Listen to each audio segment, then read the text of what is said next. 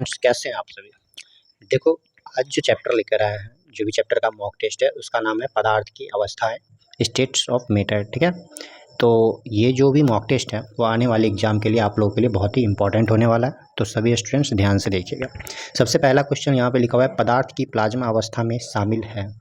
देखो, पदार्थ का 5 अवस्थाएँ होती है, ठोस, द्रव, गैस, प्लाज्मा और क्या होता है तो बोस, आइंस्टाइन, कंडेंसेट।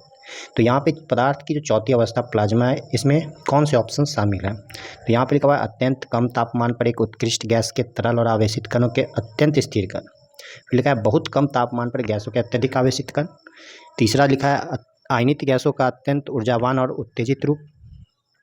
उपयुक्त में से एक से अधिक या उपयुक्त में से कोई नहीं। तो इसका जो सही आंसर है वो है आयनित गैसों का अत्यंत ऊर्जावान और उत्तेजित रूप।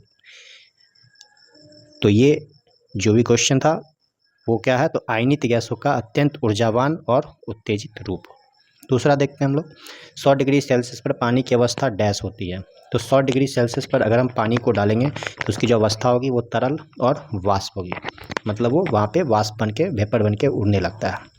अगला क्वेश्चन देखेंगे, डैश में कणों की गतिज ऊर्जा अधिकतम होती है, गैसों में, ठोसों में, द्रवों में या उपयुक्त में से एक से अधिक या कोई नहीं। तो यहाँ पे गैसों में जो होती है गतिज ऊर्जा, कणों की गतिज ऊर्जा अधिकतम होती है। अगला क्वेश्चन देखेंगे, निम्नलिखित में से किसका सामान्य तापमान पर सबसे अधिक घनत्व होता है?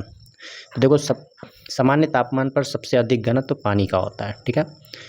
आगे देखते हैं, ब्रह्मांड में पदार्थ किस अवस्था में सबसे प्रचुर मात्रा में?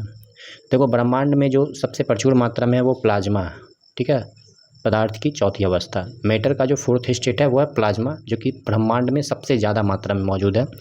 आगे बढ़ेंगे, पदार्थ के बारे में निम्नलिखित में से कौन सा कथन गलत है? तो पहला है पदार्थ की 2 मूलभूत अवस्थाएं होती है, यही तो फर्स्ट ऑप्शन गलत लग रहा है, ठीक है। फिर भी आगे पढ़ के देखते हैं, पदार्थ परमाणु और अणुओं नामक कणों से बना है, ये सही बात है। ब्रह्मांड में सब कुछ पदार्थ और ऊर्जा से बना है, ये भी सही बात है। तो इसका जो फर्स्ट ऑप्शन है वो हमारा गलत होगा कि पदार्थ की 2 मूलभूत अवस्थाएँ होती है। आगे बढ़ते हैं, निम्नलिखित में से कौन सी गैस लाफिंग गैस के रूप में लोकप्रिय है? तो जो लाफिंग गैस है उसका नाम है नाइट्रस ऑक्साइड, याद रखना, जो भी लाफिंग गैस है वो है नाइट्रस ऑक्साइड। आगे बढ़ते हैं, निम्नलिखित माध्यमों ठोस, द्रव और गैसों को उनके माध्यम से ध्वनि की गति के अवरोही क्रम में व्यवस्थित करें।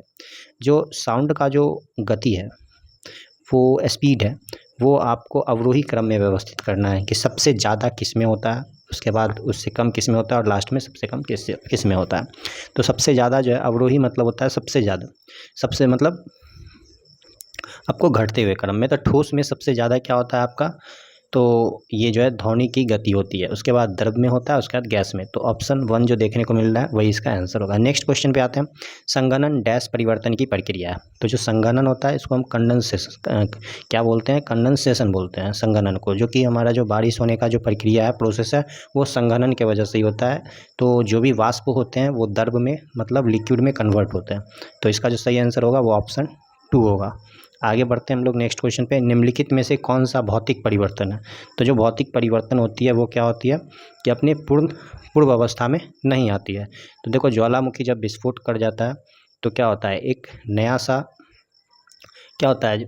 नया सा माउंटेन कुछ नया आकार देता है, और बर्फ़ का पिघलना क्या होता है, बर्फ़ तो पिघल जाता है, फिर क्या होता है उसको हम बर्फ़ बना सकते हैं। तो ये हमारा भौतिक परिवर्तन है। बाकी दही का निर्माण, ये क्या है तो केमिकल रिएक्शन है, यानी रासायनिक परिवर्तन है। भौतिक परिवर्तन और रासायनिक परिवर्तन आपको अच्छे से पता होगा, ठीक है। तो बर्फ़ का पिघलना इसमें क्या है, भौतिक परिवर्तन होगा। तो देख लो, ये हमारा इंपॉर्टेंट क्वेश्चन था पदार्थ की अवस्थाएं से। तो आज के लिए बस इतना ही। नेक्स्ट डे हम एक और नए वीडियो के साथ मिलेंगे, नए चैप्टर के साथ। तब तक के लिए सभी स्टूडेंट्स अच्छे से पढ़ाई कीजिए।